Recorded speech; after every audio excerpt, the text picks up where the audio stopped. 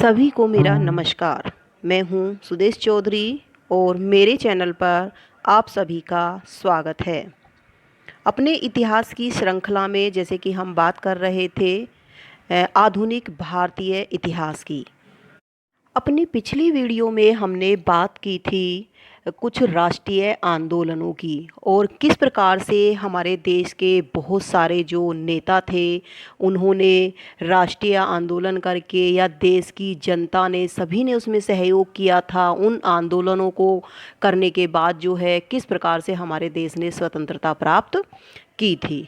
तो आज अपनी इस वीडियो में हम ऐसे ही कुछ नेताओं की बात करेंगे जो हमारे राष्ट्रीय आंदोलन हुए थे। उसमें हमने प्रमुख देखा था कि दो प्रकार के जो है नेताओं ने योगदान दिया था।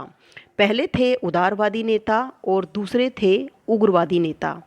तो सबसे पहले हम जो है उदारवादी नेता कैसे थे उसकी डेफिनेशन जान लेते हैं। जो हमारे उदारवादी नेता थे वो नेता जो शांतिपूर्ण और वैधानिक ढंग से देश के लिए आंदोलन करना चाहते थे वे उदारवादी नेता कहलाए। यानी कि जो बिना हिंसा के यानी कोई भी किसी को भी बिना हानि पहुंचाए और बहुत ही शांतिपूर्वक तरीके से अपनी बात को मनवाना चाहते थे तो वो उदारवादी नेता कहलाए थे। इन प्रमुख नेताओं में जो नाम आते हैं वो हैं दादा भाई नौरोजी, गोपाल कृष्ण गोखले, मदन मोहन मालवीय, सच्चिदानंद सिन्हा। और ये तो 19वीं शताब्दी में रहे थे। जो 20वीं शताब्दी थी इसमें कुछ और नेता भी जुड़ गए थे। जो आपके उदारवादी नेता थे उनमें महात्मा गांधी और जवाहरलाल नेहरू जैसे जो प्रमुख नेता थे वो भी उभर कर सामने आए थे। दूसरे प्रकार के जो हमारे नेता थे वो थे उग्र राष्ट्रवादी नेता। यानी कि जो जब उन्होंने देखा कि जो अहिंसा करने वाले लोग थे या जो उदारवादी नेता थे वो अपनी बातों को अंग्रेज़ों को पूरी तरह से नहीं समझा पा रहे थे। ठीक है, तो इसी उससे जो है जब उन्होंने देखा कि ये सब कुछ जो है हमारे उसमें नहीं हो रहा है, हम अपनी बातों को नहीं मनवा पा रहे हैं या जो हमारे उद्देश्य हैं इस प्रकार से पूरे नहीं हो पा रहे हैं, तो कुछ लोगों की जो विचार थे वो बदल गए और ऐसे ही फिर जो विचार थे वो कहलाए उग्र राष्ट्रवादी नेता। 19वीं शताब्दी के अंतिम दशक में राष्ट्रीय आंदोलन में एक नई विचारधारा का उदय हुआ। उनका मानना था कि जो अंग्रेज़ सरकार है वो विनय से प्रार्थना से भारतीय लोगों के जो है बात नहीं मान रही है या फिर भारतीय लोग जो है वो अपने अधिकारों को नहीं प्राप्त कर पा रहे हैं। बिना उग्र विरोध किए अंग्रेज़ हमारी मांग स्वीकार नहीं कर रहे हैं। तो इसी के लिए जो है उन्होंने फिर एक उग्र रूप धारण कर लिया। और इसके जो प्रमुख सूत्रधार नेता थे वो लाल, पाल और बाल कहलाए। यानी कि लाल यानी लाला लाजपत राय, पाल यानी कि विपिन चंद्र पाल और बाल यानी कि गंगाधर तिलक। बाद में इन उग्रवादी नेताओं में एक और नाम भी शामिल हो गया था जो बहुत ही ज़्यादा प्रसिद्ध रहा, वो थे सुभाष चंद्र बोस। ठीक है, तो यहाँ हमने जान लिया हमारे जो है उदारवादी नेता, उदार राष्ट्रवादी नेता कौन थे और उग्र राष्ट्रवादी नेता कौन थे। इसी श्रृंखला में आज जो है हम इन नेताओं के बारे में जानेंगे। सबसे पहले हम चलते हैं अपने जो हमारे उदारवादी नेता रहे हैं उनके बारे में जानते हैं। तो उनमें से सबसे पहला नाम आता है मोहनदास करमचंद गांधी का। गांधी जी का जन्म 2 अक्टूबर 1869 ईस्वी में गुजरात के कठियावाड़ में पोरबंदर नामक स्थान पर हुआ था। जब बाल गंगाधर तिलक की मृत्यु हो गई थी 1920 ईस्वी में, इसके बाद इन्होंने ही कांग्रेस की बागडोर जो है वो संभाली थी। इन्होंने इंग्लैंड से बैरिस्ट्री पास की थी और फिर वकालत को ही इन्होंने अपना व्यवसाय बना लिया था। लेकिन वकालत में भी मुख्यतः इनका जो है बहुत ज़्यादा मन नहीं लग रहा था। फिर सन 1893 ईस्वी में ये गुजरात के एक व्यापारी का मुकदमा लड़ने के लिए जो है दक्षिण अफ्रीका चले गए। वहाँ इन्होंने देखा कि जो भारतीय लोग थे उन पर बहुत ज़्यादा अन्याय किया जा रहा था। यानी जो रंग भेद की जो है नीति है वो बहुत ज़्यादा चल रही थी। वहाँ पर इस नीति का इन्होंने जो है विरोध किया और अन्याय के विरुद्ध अपनी आवाज़ उठाई। 1914 तक ये दक्षिण अफ्रीका में ही रहे। उसके बाद 1915 में ये भारत वापस लौट आए। यहाँ आने के बाद इन्होंने जब देखा कि जिस समय ये वहाँ से भारत लौट कर आए थे उस समय भारत में होम रूल आंदोलन चल रहा था और जो उस समय की परिस्थितियाँ थीं वो अच्छी नहीं थीं।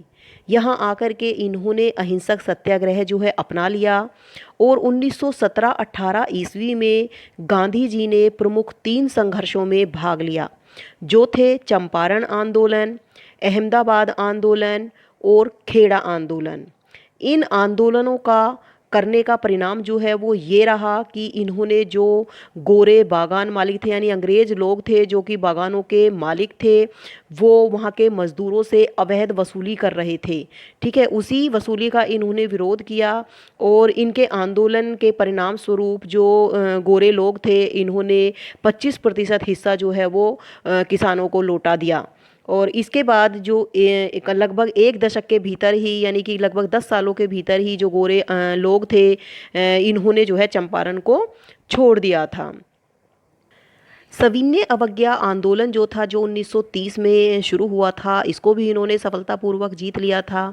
1919 में रोलैक्ट एक्ट के विरोध में इन्होंने एक देशव्यापी आंदोलन शुरू किया था। 1917 ईस्वी में इन्होंने हरिजन उद्धार के लिए, ग्रामोद्योग और सामाजिक सुधार के लिए साबरमती आश्रम की स्थापना की थी। 1920 ईस्वी में इन्होंने अंग्रेजी सरकार का बहिष्कार करने के लिए असहयोग आंदोलन जो है शुरू किया था। 12 मार्च सन 1930 में सविनय अवज्ञा आंदोलन इन्होंने प्रारंभ किया था, जो कि इन्होंने बहुत सफलतापूर्वक जीत भी लिया था। 1943 ईस्वी फरवरी में इन्होंने, जब ये जेल में थे, 21 दिन का वहाँ एक उपवास जो है इन्होंने रखा था। सुभाष चंद्र बोस ने उन्हें राष्ट्रपिता कहा था। महात्मा गांधी ने एक प्रसिद्ध नारा दिया था जो था करो या मरो का। इसके बाद इन्होंने जो भारतीय समाज है उसमें सुधार लाने के लिए हरिजन इंडियन ओपिनियन, यंग इंडिया और नवजीवन में संपादक के तौर पर काम किया।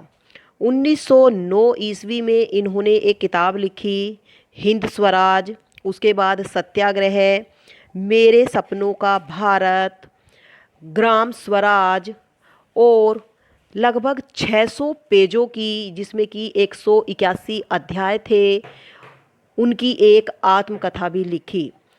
और उनकी ये जो आत्मकथा थी ये थी सत्य के साथ मेरे प्रयोग की कहानी, शिक्षा पर मेरे विचार।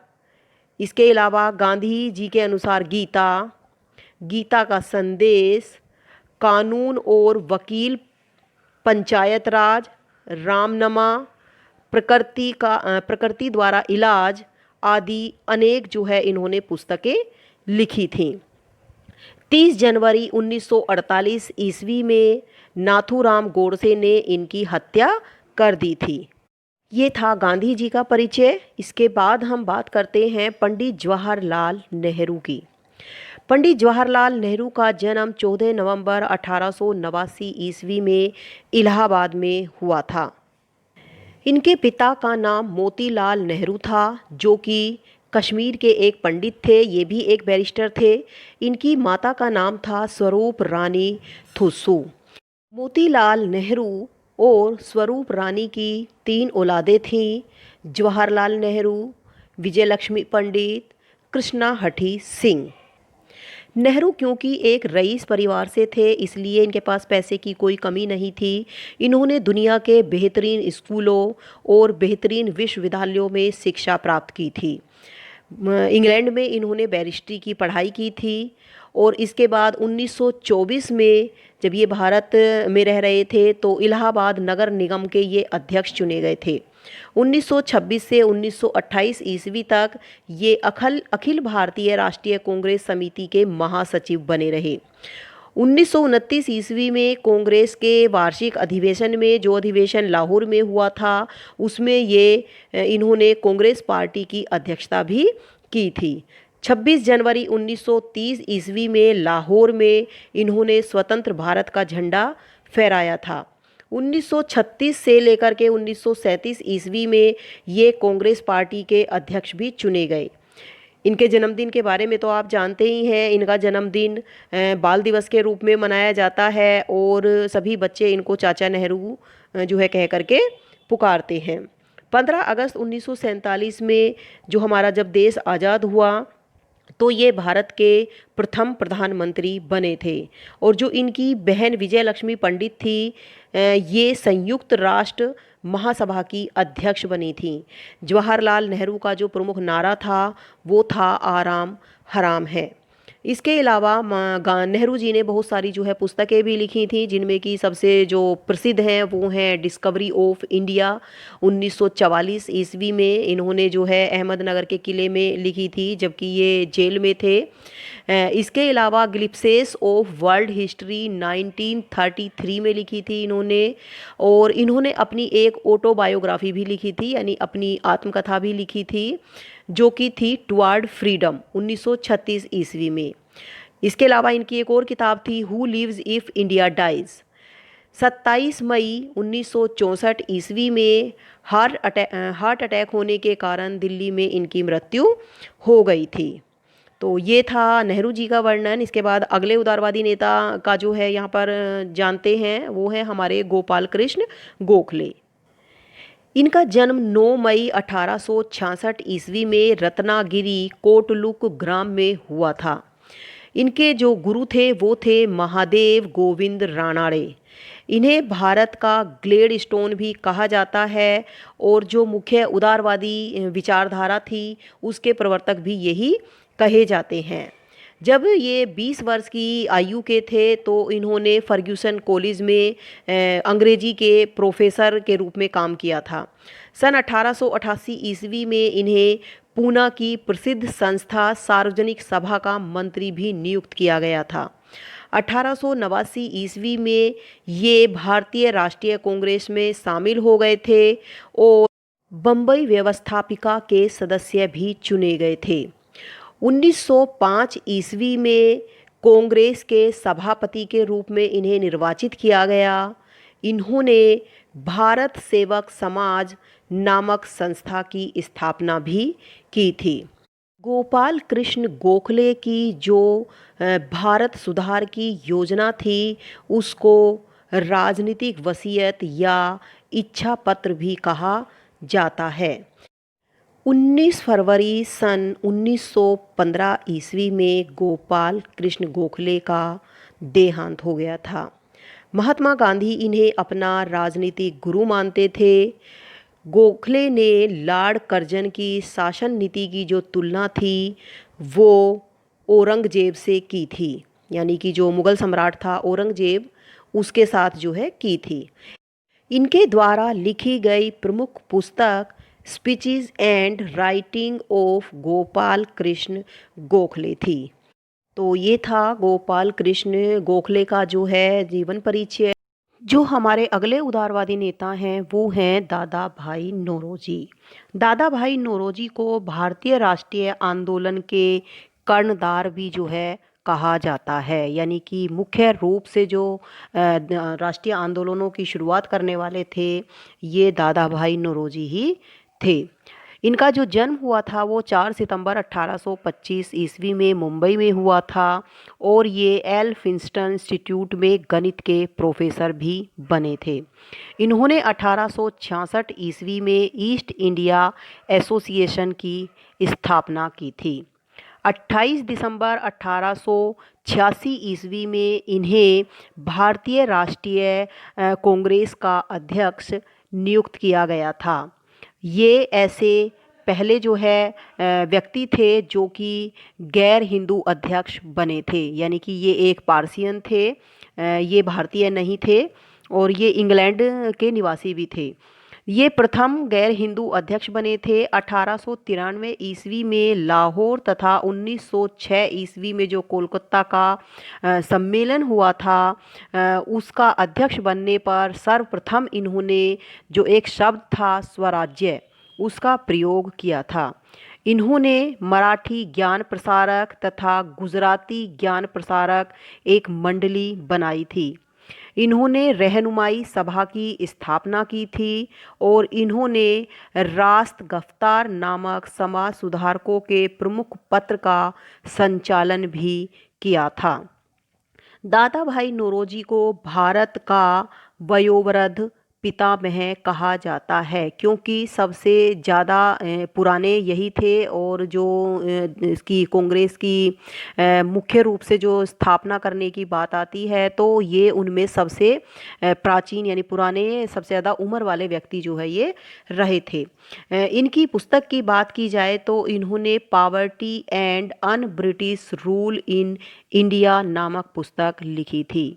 इनकी मृत्यु 30 जून 1917 ईस्वी में हो गई थी। उसके बाद तो आपको पता ही है कि जब ये जो सारे पहले वाले नेता थे ये सब जो है रिटायर हो गए थे या जो है इनकी मृत्यु हो गई थी, तो लगभग 1920 ईस्वी के करीब से जवाहरलाल नेहरू, महात्मा गांधी इन्होंने जो है राष्ट्रीय कांग्रेस की बागडोर जो है अपने हाथ में ले ली थी। तो ये थे हमारे कुछ उदारवादी नेताओं का वर्णन। आशा करती हूँ कि आपको ये समझ आ गया होगा और इस वीडियो को जो है इसी के साथ हम समाप्त करते हैं। अगली वीडियो में हम बात करेंगे जो हमारे राष्ट्रीय आंदोलन के उग्रवादी नेता रहे थे उनके बारे में।